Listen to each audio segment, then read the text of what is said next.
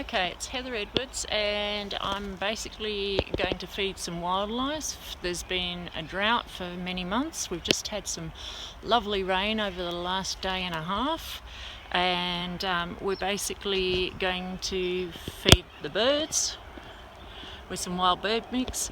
We're putting some apple out for the possums, and we've got some kangaroo pellets here. There's a couple of wallabies that hop through here regularly. What are kangaroo pellets? Well, Leon will They're show very you delicious. What are they made of? Basically a mixture of grass and plant meal, and they have vitamins in there. They're usually fed to animals that have been rescued, but in this case, because there's very little food around for them at the moment, that it's a supplemental feed for them. So why is there not much food around at the moment? It's because of the drought. Australia's been in drought for a long time now, and you can just see around here there's virtually no grass and no plants for the animals to eat. What about the bushfires? How has that affected the animals? Enormously. We've seen animals coming into areas that they're not normally in. We normally get a couple of kangaroos through here. We've seen echidnas in here, all sorts of animals. This is our first time feeding out in the bush. We've just got some supplies we picked up yesterday from one of the local wildlife carers, and we're going to give it a go. So basically the idea is you take out a small amount to start with, put it out, and then you monitor it. You see how it goes. So we're going to start putting this out for the birds now, and yeah, why don't we just sort of spread it out here. There's a nice log over there. I think we might... How often would you do this? Every day? Or? You need to do it every day. Okay, now we do have a watering station that we've had set up for quite a while. We've just basically put a crate, a black crate, which we've filled up with water, and we put that outside our back fence so only the animals can come and get a drink when they want to. But we've also put in some large branches, so if anything gets trapped in there, they can actually get out. Okay, so shall we go and put this out? Yeah.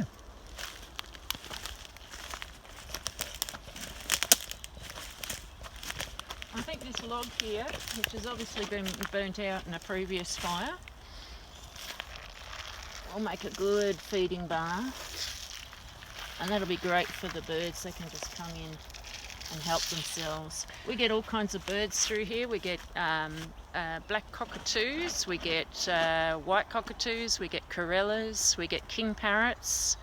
We also get, just trying to think what they are, rosellas, crimson rosellas, and of course a lot of native finches. And we see, where it's extra bushy, we see fairy wrens and blue wrens. So this down here, would you expect to see this gone tomorrow? Maybe not tomorrow.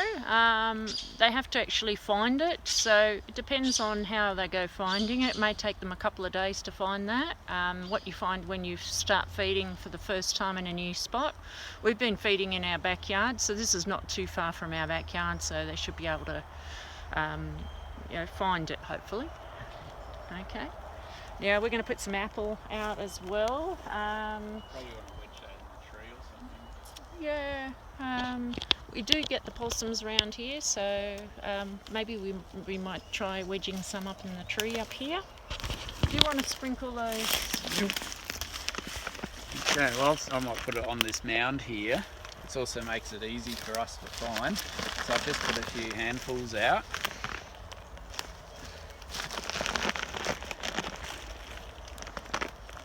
So we don't want to start with too much. We'll come back tomorrow and see if anyone's eaten it. If they have, we'll put a bit more out. We'll put it in different areas. The trick is not to keep putting too much into one spot, because then they get used to food always being here.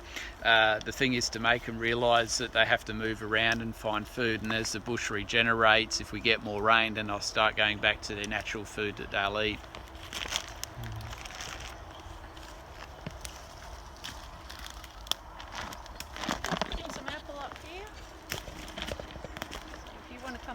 And have a look here.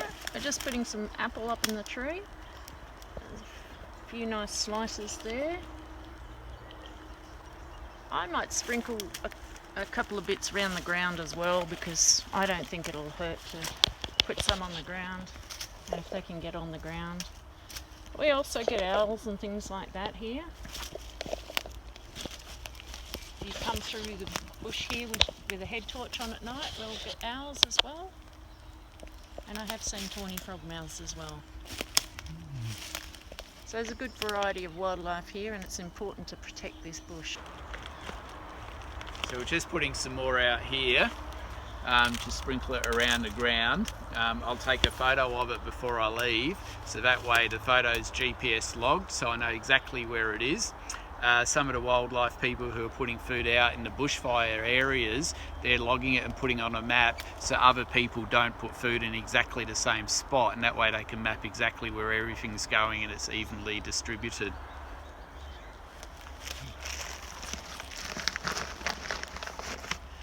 Okay, we're done.